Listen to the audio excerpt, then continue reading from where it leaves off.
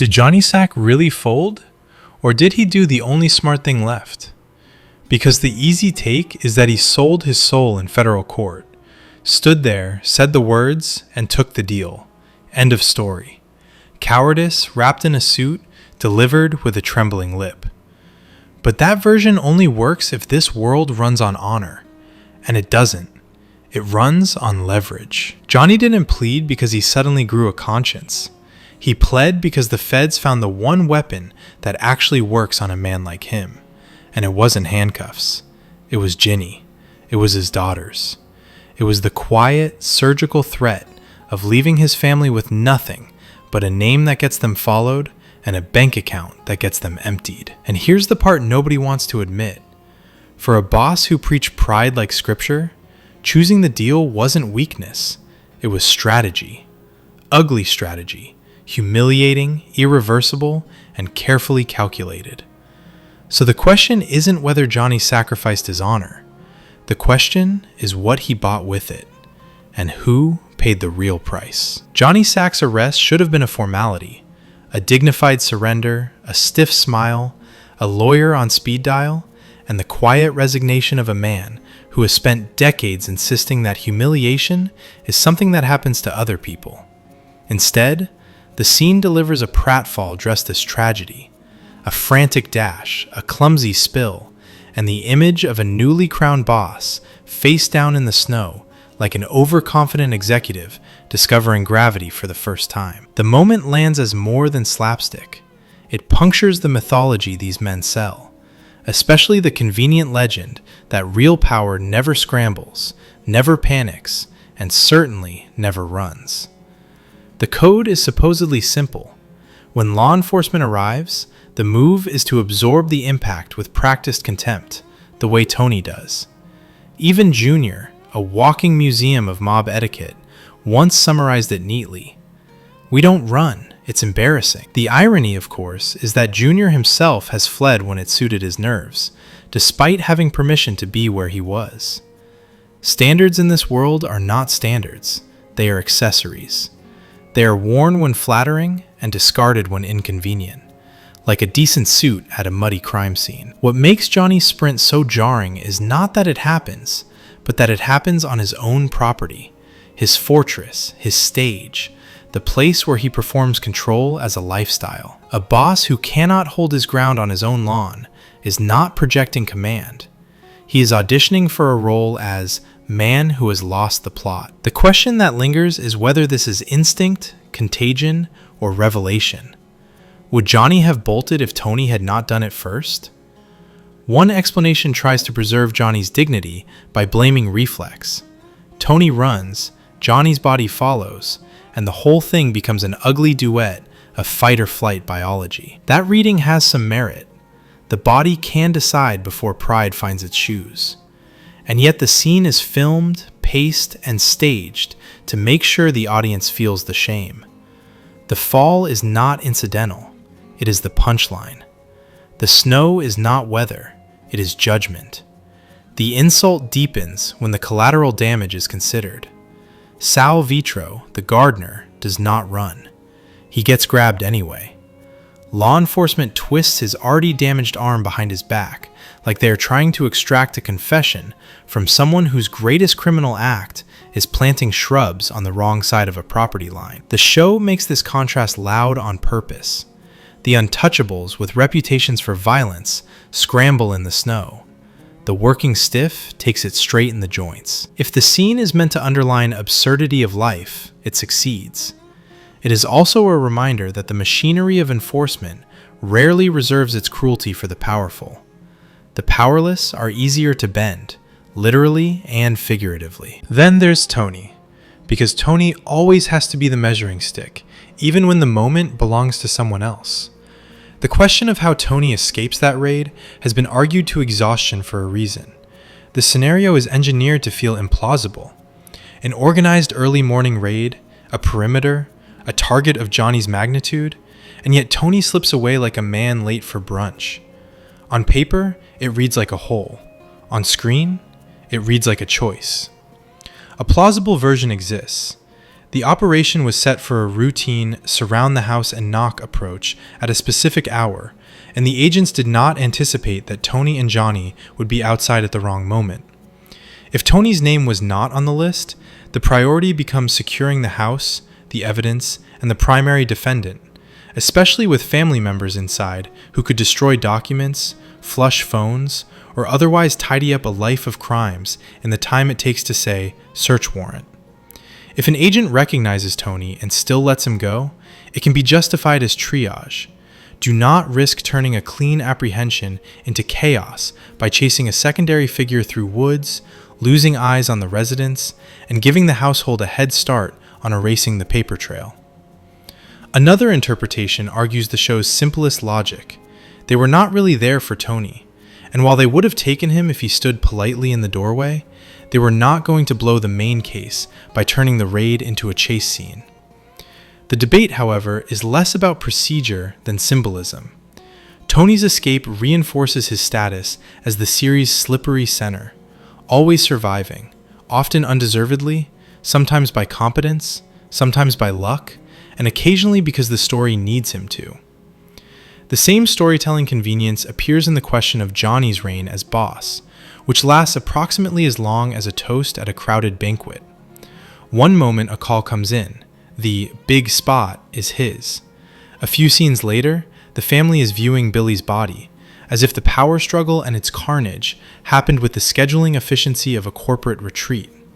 The timeline is compressed, the calendar feels off, and the whole thing suggests that Johnny becomes boss only to be promptly packaged for federal custody. This can be chalked up to narrative urgency. Move the plot forward, keep the pressure on, do not let the crown settle too comfortably.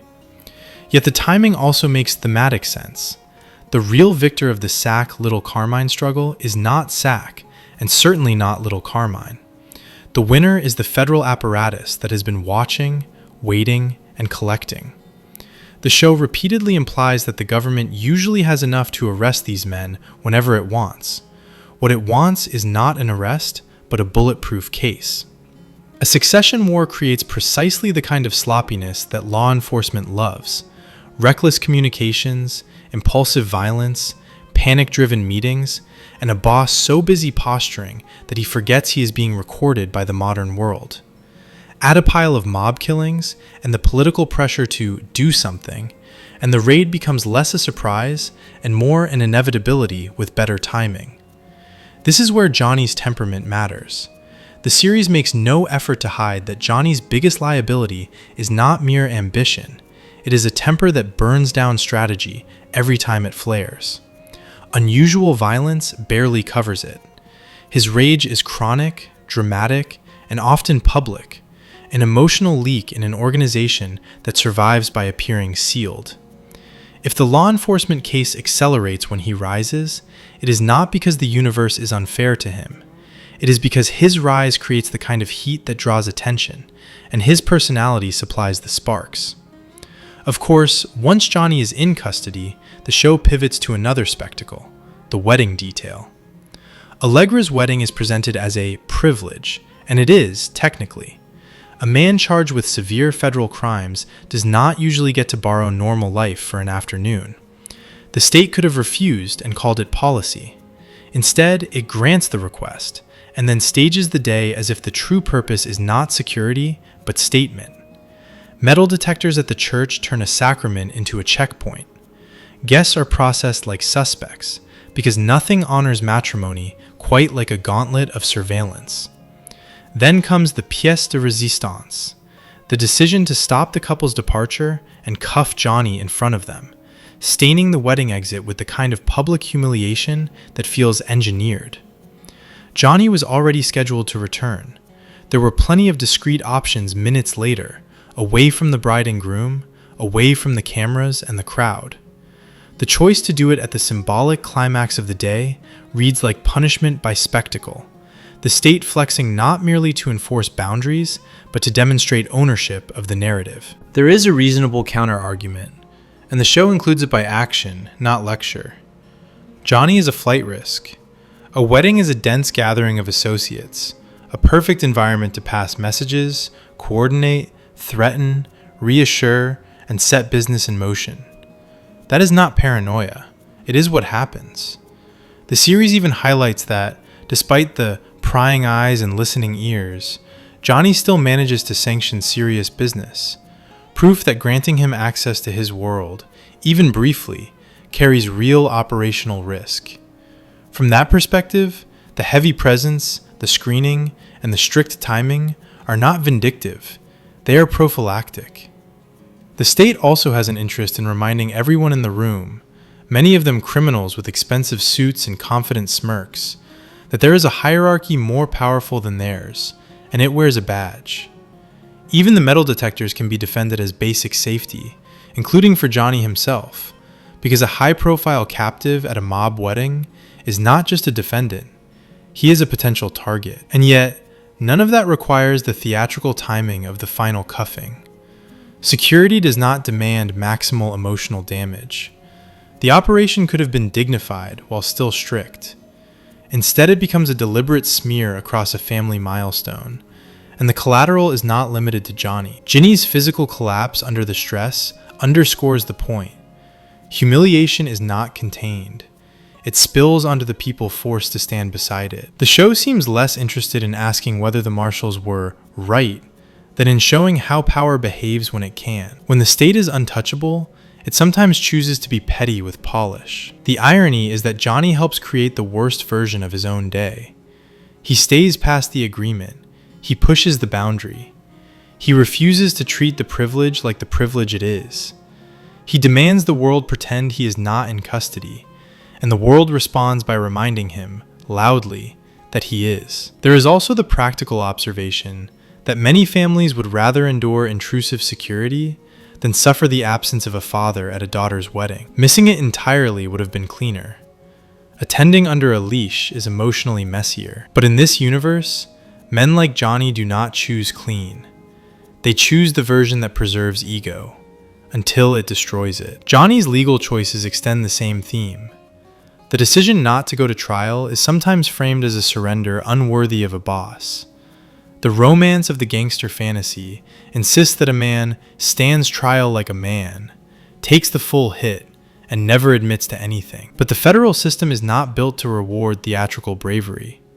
A massive percentage of cases end in plea bargains for a reason. The government stacks charges, leverages sentencing guidelines, and makes the cost of losing so catastrophic that principle becomes an unaffordable luxury. The evidence against Johnny is portrayed as overwhelming. This is not a local courtroom with a couple of shaky witnesses.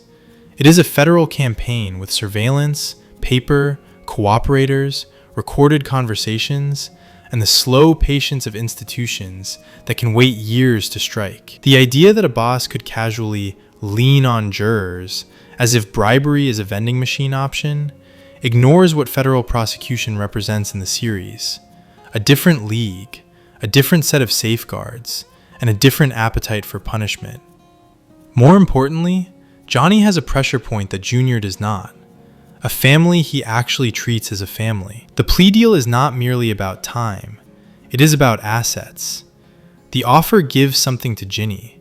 If he fights and loses, the state can leave them with nothing but memories and a mortgage. The show makes the calculation brutal. Pride versus provision.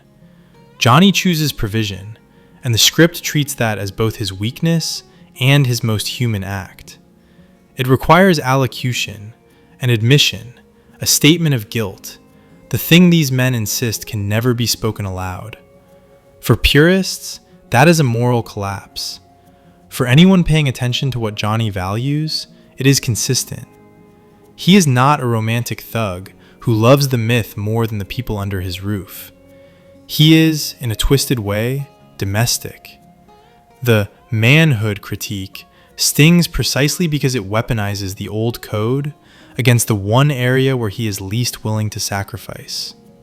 The series also enjoys using Johnny to mock the very hierarchy he has chased. Some people are better being number twos is less an insult than a diagnosis. Being number one looks glamorous until it means constant scrutiny, constant expectation, constant exposure. The moment Johnny reaches the top, The ceiling becomes a trap door. Even his public image gets undercut by petty details. The shoes at the wedding, for instance, becoming their own quiet scandal. Nothing says fearsome boss like footwear that looks borrowed from the bargain rack of a neglected fashion magazine. It is an absurd detail, and that is why it fits. These men build empires of intimidation and still cannot manage a coherent aesthetic. The narrative's bleakest joke is how thoroughly all of this becomes irrelevant. The thought experiment appears again and again. If certain characters had simply disappeared for a while, if they had gone away, let the storm pass, allowed the New York-New Jersey conflict to play out, some of them might have survived. The list is long. The eager incompetents, the reckless lovers, the impulsive killers, the doomed informants. The show invites the conclusion and then stomps on it. None of them had the temperament for restraint. Even if they had, the ending makes survival feel like a temporary technicality. By the time the dust settles, the major players are dead anyway.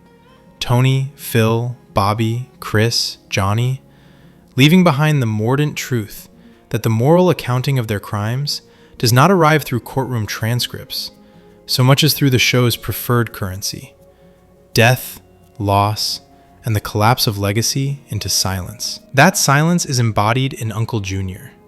A bitter little detail lands late. A promise was made that Bobby and Janice would contribute to Junior's care so he would not rot in a state facility. Then Bobby dies. Later, Tony dies. Janice, suddenly without the muscle of her household's earners, offers no rescue. Junior is left exactly where the series always meant him to be: abandoned, diminished, and quietly discarded by the very family that insisted it stood for loyalty. The show does not need to moralize. It simply lets neglect play out like an epilogue. If Johnny's public degradations are theatrical, his private ending is unexpectedly gentle, at least by the standards of this story. Johnny and Ginny's relationship is treated as one of the rare bonds that is not purely transactional. He never takes a mistress. He defends her honor with almost suicidal intensity. He even reacts to her secret candy stash less like a tyrant and more like a wounded husband, though the show is careful to suggest that the outrage is layered. The lie is personal, yes. It is also inconvenient. Her private behavior intersects with his public life, and anything that complicates the boss's image becomes a threat. Even in tenderness, work intrudes. Still, compared to the endless parade of cynical arrangements elsewhere, their marriage reads as strangely sincere. Ginny's small act near the end, cleaning Johnny's shoes, setting them by his bed, offering comfort even while watching him smoke on oxygen, has the quiet poignancy the series usually reserves for people without power. The implication is devastating. She knows he will never wear those shoes again. She cleans them anyway. The gesture has no strategic payoff. It is love, stripped of utility. That is why Johnny's death carries a kind of dignity the others do not earn. He dies sick, imprisoned, and stripped of his empire. But he does not die alone in a parking lot or face down in a doorway. He dies with family near him, cared for, mourned. In this universe, that counts as grace, however compromised. It also complicates the audience's judgment. Johnny can be violent, petty, and vain. He can also be loyal in a way that makes everyone else look like an amateur at commitment. The irony is sharp. In a culture where many men have conventionally attractive wives and still chase side pieces as if fidelity is a contagious disease, Johnny stays devoted to a wife widely mocked by others. The insult directed at Ginny, framed as an off-color remark, highly inappropriate, and treated as a genuine offense, becomes a window into Johnny's core. The rage is real, but so is the principle. She is not a disposable accessory. She is his. The show, however, refuses to let sentimentality stand unchallenged. Johnny can beat and degrade a man at a bar, come home covered in blood, and still crawl into domestic intimacy like he is returning from a long day at the office. That is the point. Tenderness does not cancel brutality. In this world, they coexist without friction. Johnny's famous lament about being number one is not just macho posturing. It is the weary recognition that leadership in a criminal hierarchy means constant compromise, constant performance, and constant fear of looking weak. And nothing looks weaker than running. Which brings the story back to that snowy lawn. Johnny's sprint is humiliating because it collapses the gap between what the mob claims to be and what it is. The code says men face consequences like men, while reality says men panic, slip, and flail, especially when the cost becomes real. Even the more outrageous symbolic readings circle this same truth from a stranger angle. One interpretation insists Johnny is not running from the FBI at all, but pursuing Tony, an almost erotic chase, intensified by subtextual staging and the showrunner's fondness for charged metaphors. Even a throwaway line about coffee can be treated as a suggestive invitation, the scene reframed as pursuit rather than escape, with Johnny wanting the encounter more than Tony does. This reading pushes the show's visual language into deliberately uncomfortable territory, proposing that the series invites a mature gaze in which male power dynamics can carry erotic charge without requiring a simplistic label. Whether convincing or not, the interpretation is revealing. It speaks to how the scene vibrates with something beyond plot mechanics. Desire, dominance, and embarrassment are all in play, and the camera knows it. The truth is that The Sopranos rarely cares about the neat answer. It cares about the bruise. Johnny runs because the show wants the audience to feel the crash of a man discovering that his legend does not protect him from handcuffs, weather, or physics. Tony escapes because the show wants the audience to feel the maddening resiliency of its central monster. The Marshals stage a wedding humiliation because the show wants the audience to see that the state, too, enjoys performance when it has a captive audience. Johnny pleads because the show wants the audience to watch a man choose his family over the myth, and then suffer for it anyway. Meanwhile, Tony's own errors hover like an instructional manual on how not to survive. The biggest strategic mistake is often framed as mishandling the New York power struggle, failing to support Johnny over little Carmine, trying to play neutral, irritating the man poised to win while also offending the man who might.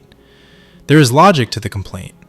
Johnny expected loyalty based on history, and neutrality can look like betrayal when someone wants a public endorsement. Yet neutrality is also defensible as a long-term business move. A New Jersey boss who ties himself to one New York faction risks becoming collateral if that faction loses. Staying neutral protects the smaller outfit's future and preserves credibility with whoever emerges on top. The real catastrophe is not the neutrality itself.